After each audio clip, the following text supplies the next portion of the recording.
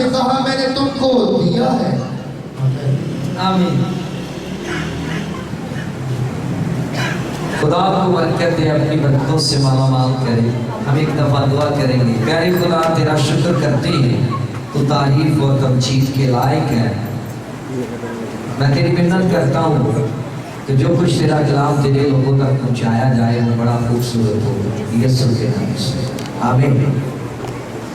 तशरीफ रखिए।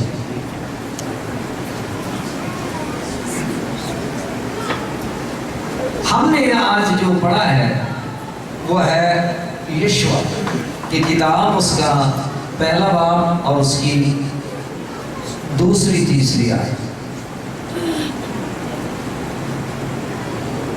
यशवा से नमूना हासिल करें, यशवा से नमूना हासिल करें।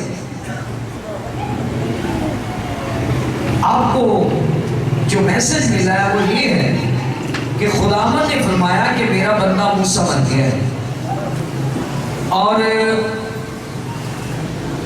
यशवा तू अब उठ और दरियाए यरदन से पार जा,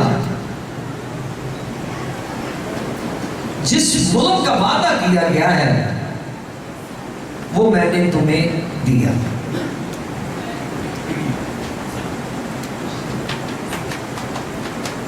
यहां एक नमूना है जिसे हमने हासिल करना है, वो है ये कि यशवा यरदन पार चला गया है और आगे सारा मुल्क है और उस पे कब्जा करना है। सारा मुल्क है, उस पर कब्जा करना है। मैं जितनी बातें कर रहा हूं तो गौर से सुनना है, काम आए। कानून वो उसके वारिस हो गए। जब खुदा ने कहा कि कनान तुम्हें दिया, कनान तुम्हें दिया, चूंकि उस पर जिसको दिया था कब्जा करना बाकी था, पर जिसने दिया था जमीन सारी उसकी है। इसमें ज़बूर 24 आप पढ़ लीजिए, उसका 24 ज़बूर है, उसकी पहली आयत है। जी ज़बूर 24 उसकी पहली आयत। अगर भाई पढ़ भी ले तो ठीक है। वहां लिखा, जी सर पढ़ दीजिए। जमीन और उसकी सारी मामूरी खुदावंद ही की है। अब मलकियत चूंकि खुदावंद की है, इसलिए खुदावंद ने यशवा से कहा कि कनान आपको दिया, पर जब दिया तो ये कानूनी लिहाज से तो ठीक है, पर चूंकि उस पर कब्जा करने के लिए लड़ाई करनी पड़नी थी, क्योंकि हम बाइबल को जानते हैं कि उस मुल्क पर काबज होने के लिए यशवा को लड़ना पड़ा। और यही तो एक हकीकत है। मैं जरा थोड़ा सा पढ़, ताम इस ताल्लुक से वो खुदा के कहे से ज्यादा पर काबज नहीं हो सकते। सिर्फ कहा था, जो कुछ कहा गया था, कहे से ज्यादा काबज वो नहीं हो सकते, क्योंकि काबज होने के लिए लड़ना बड़ा जरूरी है। कौन कौन मेरी बात को समझे? फर्ज किया कुछ चीज आपको कोई दे देता है, पर आपने उससे लेनी भी तो है, इसलिए उसके लिए लड़ना बहुत जरूरी था। दो रद्द-ए-अमल हुए। ठीक है, दो रद्द अमल से मुराद मेरी बात यह है कि एक तो खुदा ने यरू की दीवार तोड़ दी, उससे पेशतर खुदा ने उनको अंदर लाने के लिए दरियाए यरदन का पानी ढेर कर दिया। दरियाए पहले पानी ढेर किया, वो अंदर आ गए, यरू की दीवार तोड़ी। ये दो मोज़े थे जो खुदा ने किए थे, और आगे उन्होंने लड़ना था बाकी चीजों के लिए। इसी तरह कहीं अपनी जिंदगी पर भी गौर कीजिए, क्योंकि मैं आपको समझाना चाहता हूं। जब हम तौबा करते हैं, बपतिस्मा ले लेते हैं, पाक रूह हासिल कर लेते हैं, ये तो खुदा ने किया आपके लिए, नजात का सारा बंदोबस्त आपके लिए उसने कर दिया। पर आगे आपने लड़कर उस पाकीज़गी पर काबूज होना है, जैसे यशवा ने बाकी मुल्क को लड़कर कब्जा करना था। शायद आप मेरी बात को समझ रहे हैं। बाज़ लोग क्यासराई करते हैं, और क्यासराई बेहिम्मती है। मैंने क्या कहा? खाली क्यास करना, खाली क्यासराई करना बेहिम्मती है, ख्याली क्यास करना। पर यह दरअसल हिम्मत की मुखालफत है। आप जब तक लड़ते नहीं हैं, आप बेहिम्मत हैं। आपको चाहिए हिम्मत करना। क्या करना? हिम्मत करके उस पर काबूज होना। जैसे मैं कह रहा हूं कि अभी आपको खुदावन में आए अरसा हो गया है या थोड़ी देरी हो गई है, पर अभी तक वो पाकीज़गी पर आप काबूज नहीं हुए, जिसके बगैर कभी भी कोई खुदा से मिल नहीं सकता। अभी तक बहुत कुछ बाकी है।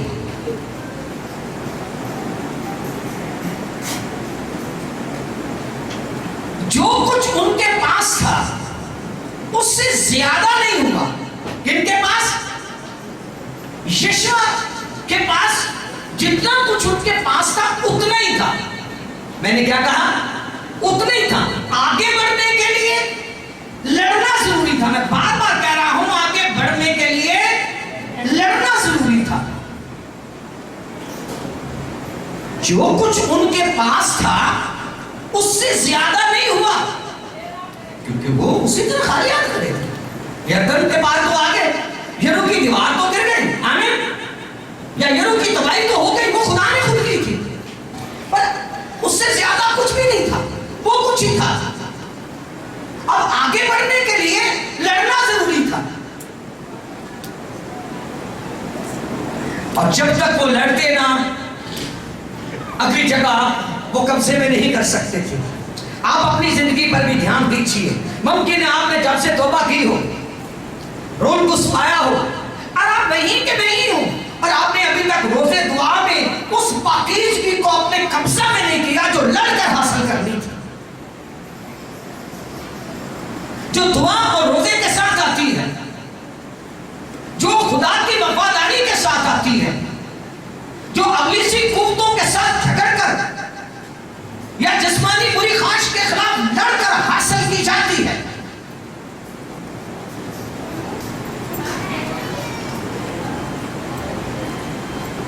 ये सब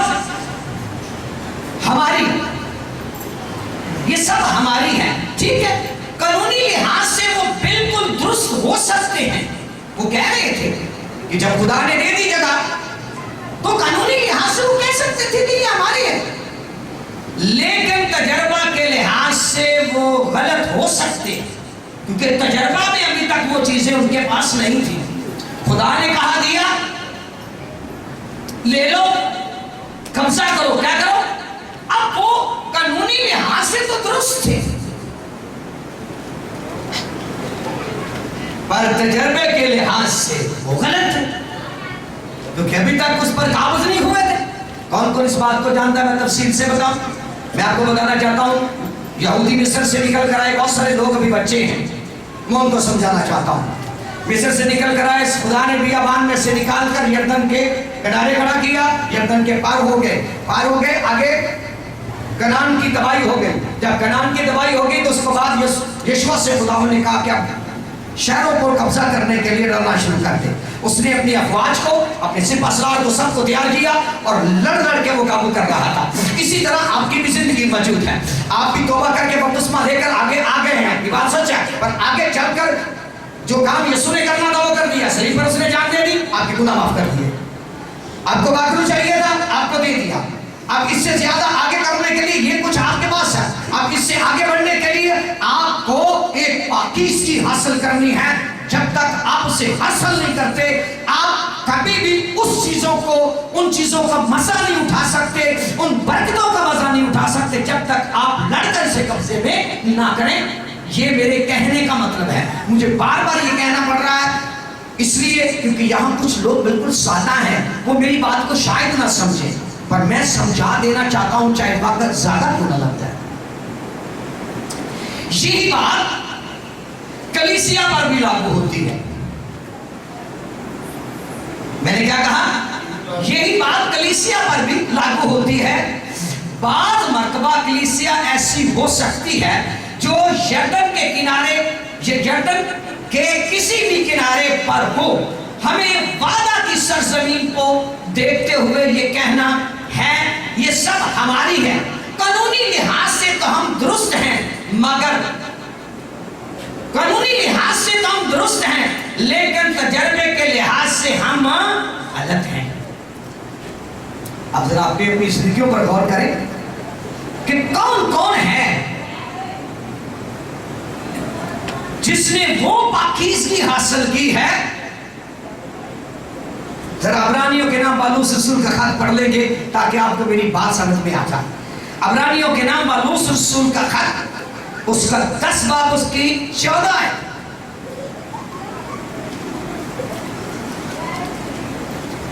क्योंकि उसने एक ही कुर्बानी चढ़ाने से उनको हमेशा के लिए कामिल कर दिया है जो पाप किए जाते हैं।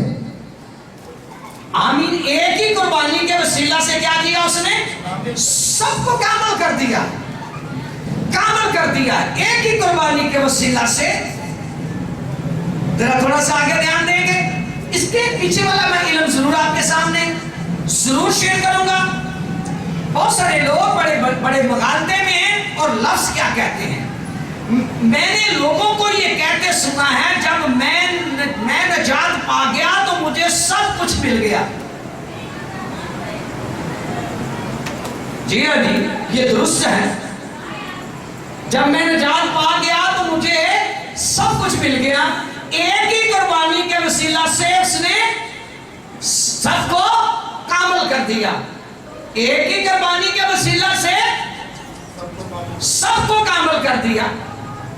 अब जरा अंदाजा करें कि जो लोग कहते हैं मैंने निजात पाली, मुझे सब कुछ मिल गया, तो कानूनन लिहाज से ये दुरुस्त है, ये गलत नहीं है, पर कब्जा कहां है?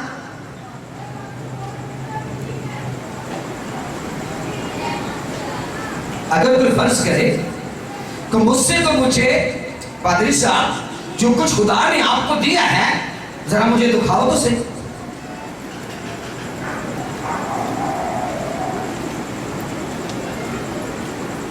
अगर मेरे पास कब्जा मौजूद हुआ तो मैं दिखा दूंगा।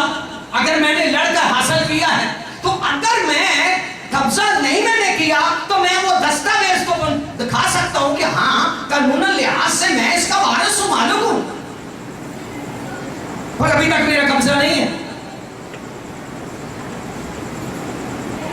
तो क्या ये कानूनन लिहाज से होना चाहिए था या फिर कब्जा भी होना चाहिए? उसने तो एक ही कुर्बानी के वसीला से सबको कामिल कर दिया, लेकिन पाक होने का मतलब दरिया को पार करना है। पाक, फिर दोबारा, लेकिन पाक होने का मतलब दरिया को पार करना है। किस किसने मेरी बात को समझा?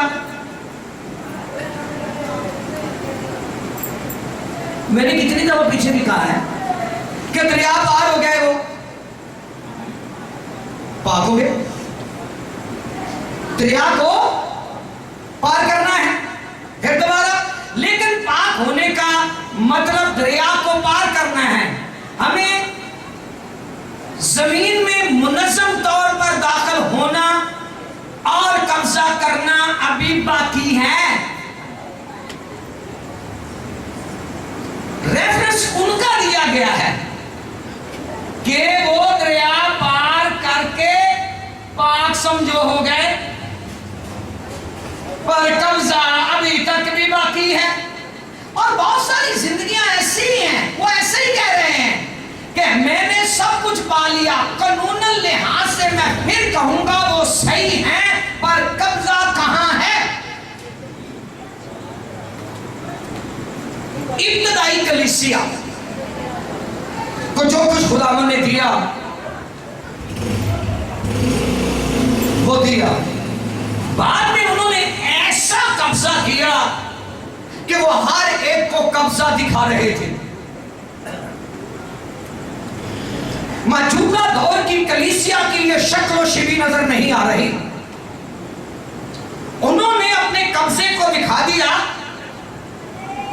वो मुर्दे जिंदा कर रहे थे, अंधे देख रहे थे, लंगड़े चल रहे थे, गूंगे बोल रहे थे, बहरे सुन रहे थे। उन्होंने अपना कब्जा दिखा दिया कि ये चीजें थी जो हमें दी गई थी, और ऐसी पाकीज़गी जो आज भी आपकी बाइबल मुकद्दस में हमें मिलती है, उसके वो तालब हुए और उसको उन्होंने हासिल किया।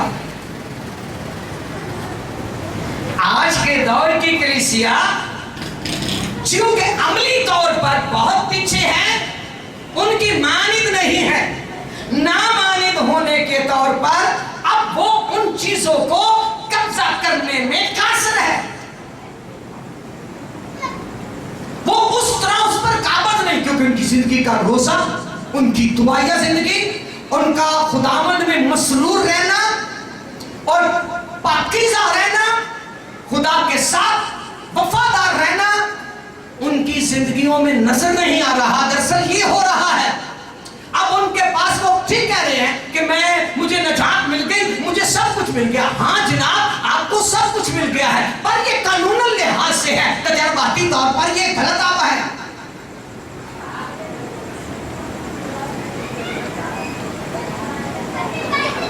और आपको आगे बढ़कर लड़ना ही पड़ेगा।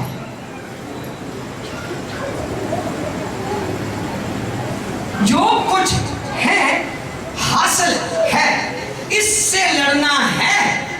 जो कुछ है ठीक है, पर आगे बढ़ने के लिए लड़ना है। दो बातें जो मैं पहले भी बता चुका हूं, दोबारा बताऊंगा। दो बड़े मौजज़ात के दरियाए यरदन का एक जगह ढेर हो जाना, यरू की तबाही, लेकिन इसके बाद उन्हें हर चीज को हासिल करने के लिए लड़ना पड़ा।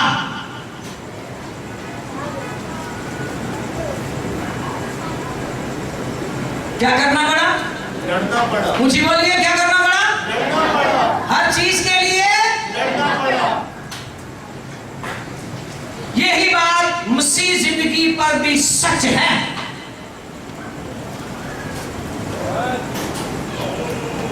यही बात मसीह जिंदगी पर भी सच है।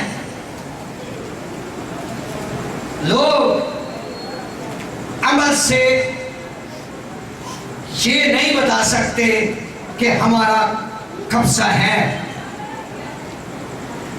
पर मसीह जिंदगी पर यह बात इस तरह ही लगती है जिस तरह यहूदियों ने, इस्राएलियों ने यरदन पार होकर कब्जा किया, इसी तरह मसीह लोगों के लिए भी है कि वो भी अब क्योंकि खुदा ने जो करना था कर दिया है, अब आगे लड़कर ही कब्जा करना है।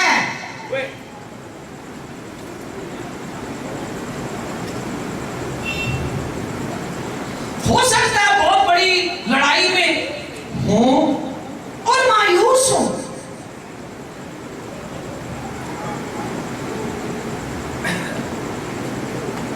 पर कब्जा दूसरा रद्दे अमल है। बहुत सारे लोग हैं, उन्होंने निजात पाली है, वो बड़े खुश हैं, बड़े खुश हैं, और इसी बात पर वो बड़े भूल रहे हैं कि हमें सब कुछ मिल गया है। पर दूसरा रद्दे अमल क्या है? दूसरा रद्दे अमल है। क्या है? दूसरा रद्दे अमल है, अमल करना है। अब अमल करना है, जब अमल करेंगे तो फिर आप काबूज होंगे। सादी सी बात है, मैंने आपको बड़े इस एक बात को पता नहीं कितनी दफा कहा है और आपके ज़हन में आ भी गई होगी कि हमें अभी रूहानी जंग लड़नी है, हमें उस पाकीज़गी को हासिल करना है, हमें रोजे दुआ में ठहर कर मौजज़ों को हासिल करना है, हमें रोजे दुआ में ठहर कर रूहों को जीतना है, हमें रोजे दुआ में ठहर कर मौजज़ात करने हैं। हम जब तक खुदा के साथ एक नहीं हो जाते और उस जंग में आगे कदम नहीं बढ़ाते, हम तरक्की नहीं कर सकते। इसलिए यशवा को एक नमूना समझे। अब पढ़े जी यशवा, अब जरा पूरी इस आयत को पढ़ के इसको खत्म करें। मेरा बंदा मूसा मर गया है। पक्की बात खुदा ने फरमाया, मेरा बंदा मूसा मर गया है। आगे, सो अब तू उठ और इन सब लोगों को साथ लेकर इस यरदन के पार उस मुल्क में जा। अब उठ और क्या कर? उस मुल्क यरदन में जा। यरदन ना, माफी चाहता हूं, उस यरदन पार उस मुल्क में जा जी, जिसे मैं उनको यानी बनी इस्राएल को देता हूं। अब लफ्ज पर गौर कीजिए, देता हूं, मैं देता हूं। देखिए, एक बात बार बार खुदा ने कही, मैंने ये मुल्क दिया, मैं देता हूं। मैंने तेरे बाप दादा से कसम खाई थी, इब्राहिम इसके तूलो अर्ज में सैर कर तुझे दिया, तेरी कौम को दिया। आपको भी कहा गया है कि नजात आपको दी, कानूनन लिहाज से आप उस नजात के मालिक हैं, पर अभी तक बहुत सारी चीजें हैं, जैसे बनी इस्राएल को बाकी चीजों के लिए लड़ना पड़ा, आपको भी बाकी चीजों के लिए शैतानी ताकतों से लड़ना पड़ेगा। क्या ख्याल है? अब जरा सोचिए, देखा खुदावंद में मसरूर रह तो वो तेरे दिल की मुरादों को, अब शर्त यह है कि खुदावंद में मसरूर रह। खुदावंद में मसरूर प्रैक्टिकली तौर पर है। मैंने क्या कहा? कैसे हो सकता है? आप वो रात ढूंढिए कि खुदावंद में कैसे मसरूर रहते हैं या खुदावंद में कैसे मसरूर रहते हैं, वो रात ढूंढिए। आप सब जानते हैं और मुकद्दसीन जानते हैं, और मुकद्दसीन को पता है, अगर वो इस रात से वाकिफ है तो वो इस पे चलना नहीं चाहते, वो लड़ना नहीं चाहते, वो तमाम जिस्मानी ख्वाहिशात के खिलाफ जंग नहीं करना चाहते, वो भूखे नहीं रहना चाहते, वो रोजा नहीं रखना चाहते, वो दुआ में ज्यादा वक्त नहीं गुजारना चाहते। अगर वो रोजे में रहें, दुआ में रहें, तो पता चलता है खुदा उनके साथ रहता है। खुदा के कलाम के मतालिया में रहें तो उन्हें पता चलता है कि हम खुदा के कलाम के अंदर हैं। अब उन्हें अपनी कमी कमजोरियों को पता चलता है। उसके अलावा जब वो कलाम पढ़ते रहते हैं, गीत गाते रहते हैं, अच्छे अमल में रहते हैं, रूह का मस्सा उन पर रहता है, वो खुदावंद में मसरूर रहते हैं।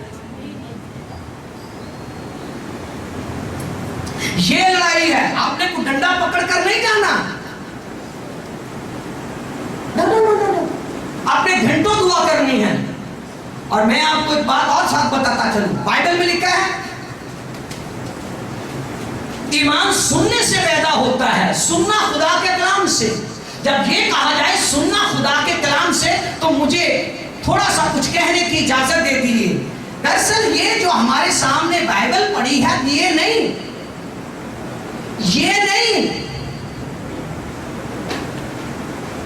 ये कलाम नहीं, इससे आदमी जिंदा नहीं रह सकता, इससे जिंदा नहीं रह सकता। ये लागोस है। लोग रीमा से जिंदा रहते हैं। मैंने क्या कहा? ये लागोस सारी दुनिया पढ़ती है, ये लागोस सारी दुनिया पढ़ती है। ईमान सुनने से पैदा होता है, सुनना मसीह के कलाम से। दरअसल वो कलाम जो रीमा कहलाता है, दरअसल खुदा आपके दिल में अपना कलाम इस कलाम की रोशनी में डाल देता है। वो कलाम आपके अंदर जिंदगी ले आता है। उस कलाम को सुनकर लोग जिंदा रहते हैं। दरअसल ये बाइबल जो लोगोस कहलाती है, इससे नहीं। अगर मुझसे पूछा जाए आप इसको पढ़कर जिंदा, मैंने कहा नहीं नहीं नहीं नहीं, तो खुदा जो मेरे तजर्बे में बात करता है, खुदा जो मुझे हाथ से हिलाकर मेरे ख्यालात में इसी कलाम की रोशनी में बात करता है और मुझे कहता है कल ये होगा, तो फिर वो हो जाता है। फिर वो कहता है कल गैर मामूली काम होंगे, कल ये मैं करूंगा, परसों मैं ये करूंगा, आज मैं तेरी आवाज में कुव्वत भर दूंगा, मैं तेरे वसीले ये करना चाह रहा हूं, मैं तेरे वसीले ये करना चाह रहा हूं। मैं डॉक्टर की गवाही सुन रहा था, उसने कहा मैं पास्टर नहीं हूं, मेरे दोस्त की डेथ हो गई और मेरे वसीले खुदा बड़े मौजज़ात कर रहा था, बहुत ज्यादा मौजज़ात कर रहा था। मेरा दोस्त मर गया, मेरा दोस्त मर गया। मैं अभी तक उस कमरे में दाखिल नहीं हुआ था। उसका दूसरा दोस्त डॉक्टर और नर्स उसको बिजली के झटके दे रहे थे, उसकी दिल को चलाने की कोशिश कर रहे थे, नहीं चल रहा था। जब मैं अंदर दाखिल हुआ तो उसकी लाश पड़ी थी। मैंने देखा और उन्होंने मुझसे कहा जनाब ये खत्म हो गया है, अब इसको क्लोज कर दो। तो उसने देखा दोस्त के चेहरे की तरफ, तो वो भी बाहर जाने लगा। तो जब बाहर जाने लगा तो किसी ने कहा रुक जा, इस पे दुआ करके जाना। अब उसने कहा मैंने ये सुना तो सही, पर मैंने अनसुनी कर दी। पर मैं फिर जब मैंने 2 को 4 कदम उठाए तो फिर मुझे किसी ने कहा था इस पे दुआ कर। कहते मैं हैरान था कि मुझे कौन कह रहा है, ये रीमा था। उन्होंने उसके उस पर दोनों हाथ रखे और दुआ करना शुरू की। वो पास्टर नहीं था, वो डॉक्टर था। अब वो दुआ कर रहा था, दुआ करके उसने उससे अलग हुआ और उसने साथ वाले डॉक्टर को कहा इससे आप झटके दे। अब वो कह रहा है डॉक्टर कि अब इसको, शायद मैं और विल्सन इसी को देख रहे थे, विल्सन हम दोनों ही देख रहे थे। ये बात है, मैंने कोई गलत तो नहीं कहा। उसने कहा इसको करने की कोई जरूरत नहीं। उसने कहा मेरे पास सिर्फ नर्स खड़ी थी, वो देख रही थी कि ये कर दे रहा है, डॉक्टर ने इसको कुछ और करना चाहिए, ये तो दुआ कर रहा है। पर उसके दोस्त ने जैसे ही, दूसरे डॉक्टर ने उसके दोस्त को जैसे झटका दिया, 2 झटके में उसका दिल चलना शुरू हो गया। उन्होंने उसके मुंह की तरफ देखा, ये रीमा है। ईमान सुनने से पैदा होता है, पर वो उस वक्त तक बात नहीं होती जब तक आप उसके साथ घुल मिल नहीं जाते। मैं ये कहना चाह रहा हूं, यहां ये कब्जा करने की चीज है। दरअसल जब तक आप इस जगह पर नहीं पहुंच जाएंगे, आप कानूनन तौर पर आप पाकरू पा चुके हैं, आप उस मीरास के मालिक हैं, पर अभी तक आपने उन चीजों पर कब्जा नहीं किया। रीमा चाहिए आपको, वो कलाम चाहिए जो खुदा बराह रास्त आपके साथ करता है, और वो उस वक्त तक नहीं आता जब तक आप उसकी सुनने के लिए तैयार न हो।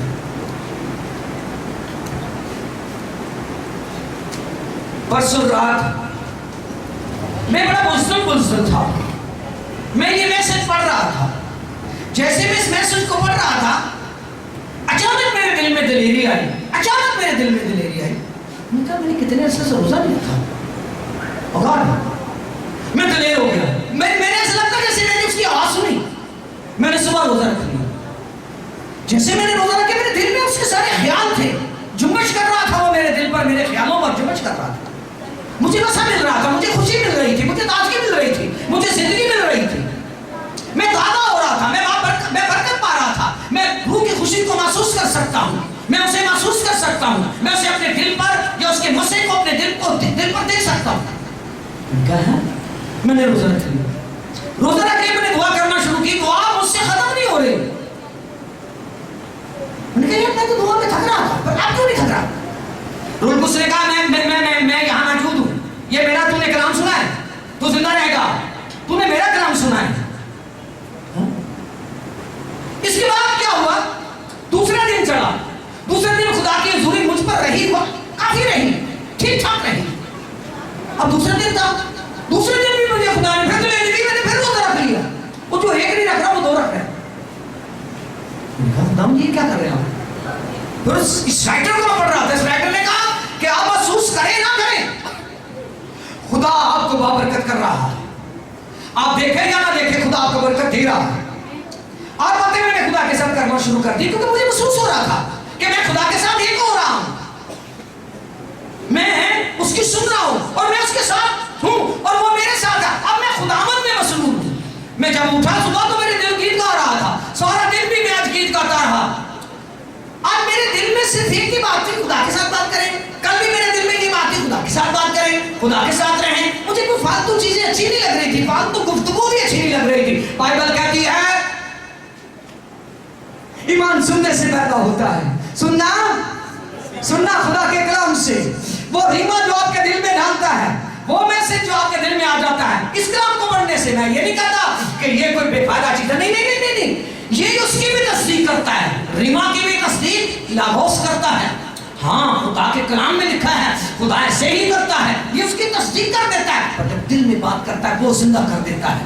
अगर रात को आकर वो आपसे कहे रुक जाओ, उस डॉक्टर को उसने कहा रुक जा, उसने एक के लिए और भी दुआ की।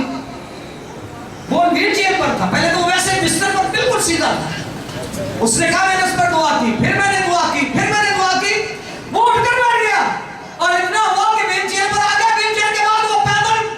उसने कहा ये वो मौजज़े थे, ये वो कलाम था जो खुदा ने मेरे दिल में डाला था। इससे आदमी जिंदा रहता है। ईमान सुनने से पैदा होता है। ध्यान दे दीजिए, आपको उस पाकीज़गी को हासिल करने के लिए लड़ना पड़ेगा, उस हज़ूरी को हासिल करने के लिए, खुदा की गुफ्तगू को हासिल करने के लिए खुदावन में मसरूर रहना पड़ेगा। यशवा की तरह कलाम वो आपसे भी कर सकता है। और यशवा क्या कर, मेरा बंदा मूसा मर गया है, दरिया यरदन के पार जा, यरू की बर्बादी मैं कर दूंगा, पर आगे के लिए तुझे लड़ना पड़ेगा। हमें भी आगे के लिए रोजे दुआ में टिको। आमीन। रात को उठकर दुआ करो, ठहर जाओ खुदा के हुजूर। अपने आप को अगर कहीं गुनाह कोई गलती महसूस हो रही है तो उसको खोज कर अपने अंदर से बाहर निकाल दो, ताकि वो हजूरी आए जिसको आप जानते भी हैं। मैं जानता हूं आप जानते हैं। आप जान बूझ कर आप गलती कर रहे हैं, आप जानते हैं, क्योंकि मुकद्दसों की जिंदगी में ऐसा होता है। ऐसी हजूरी से वो वाकिफ है। कोई कहे हम नहीं जानते तो ये फिर जानबूझकर गलती उसकी है, क्योंकि वो लड़ाई लड़ना नहीं चाहता,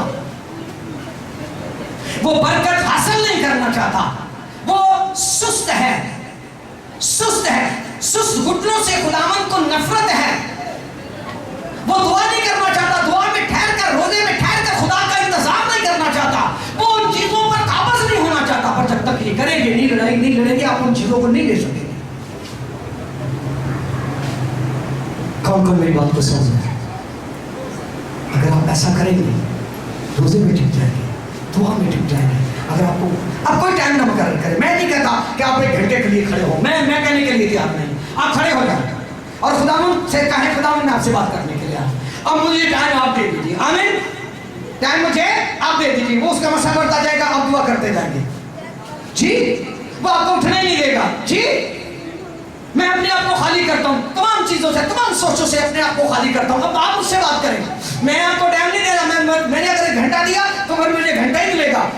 1 घंटा मैंने दिया, अगर आधा घंटा दिया तो मुझे आधा ही घंटा मिलेगा। तो मैं तो उठाया तो आपने, मुमकिन है वो आपसे 2 घंटे दुआ ले ले, मुमकिन है आप दुआ पर खड़े हो तो खुदा का रूह जोर से आप पर आया, आपको भर के दे दे, आप 5 मिनट में भर जाए। ठहराना आपका काम नहीं है।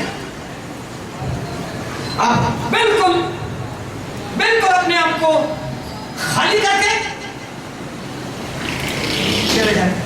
खुदावंद तुम मुझसे बोल, तुम मुझसे बात कर। वो दिल से बात करना शुरू कर देगा। वो अपना नूर आपके दिल पर चमकाना शुरू कर देगा। वो अपना मैसेज आपके दिल पर हंडेलना शुरू कर देगा। वो मसा, वो तस्कीन, वो इत्मीनान जो आप ढूंढते हैं वो आपके दिल पर आना शुरू हो जाएगी। जब आना शुरू हो जाएगी तो समझ लो खुदा का कलाम आना शुरू हो गया है। उसने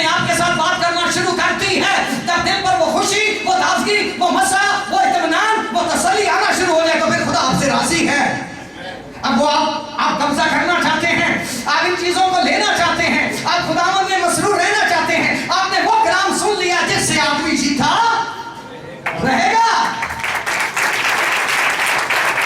फिर आप एक दिन और फिर आपके ताकत के सारे महान को फोकस करेगा। आप जिस चीज को हाथ डालेंगे वो आपको बाबरकत कर देगा। यीशु के लिए जोरदार तालियां होनी चाहिए। Praise God, hallelujah, hallelujah। सब खुदा आपको बरकत दे, अपनी प्रकाश से माला माल करे यीशु के नाम से, आमीन।